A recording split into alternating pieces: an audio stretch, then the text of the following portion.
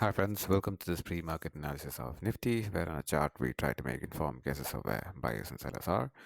So these are the fair value gaps and the levels that we had drawn yesterday, and then as you can see, this um, Nifty is Nifty has fallen right into this huge buy side liquidity, and that was what we had said yesterday, that once it falls here, then there's a very high chance it could take a support, it could consolidate, or it could be bought back into this territory. But we will have to wait and see today what happens. So let's go on to today's analysis, starting with the monthly time frame. So what we do here, we start analyzing Nifty from the monthly time frame all the way down to the hourly time frame. This is Nifty on a monthly time frame.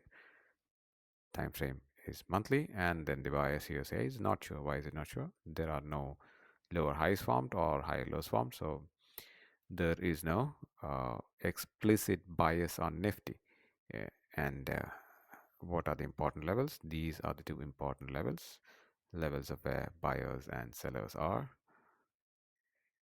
It's just taking a while for the Yep, I did not click it. So, yeah, so this is where the sellers are, and this is where the buyers are. Pretty straightforward. Going over to the weekly time frame. On a weekly time frame, the buyers is not sure. Why is it not sure? So it had been giving lower highs at regular intervals. One high, a lower high, another lower high. So in an ideal scenario where the Nifty is bearish, this high should have been protected. But here we have taken that high, and now we do not have a lower high. Well, we do not have a lower high or a higher low, and that's why it is not sure. Now going over to the daily time frame. On a daily time frame, Nifty is bearish. Why is it bearish? You can see here, this is a high and this is a lower high. That's the reason it is bearish. Now on a daily time frame, we have a fair value gap here. That's where Nifty crashed into.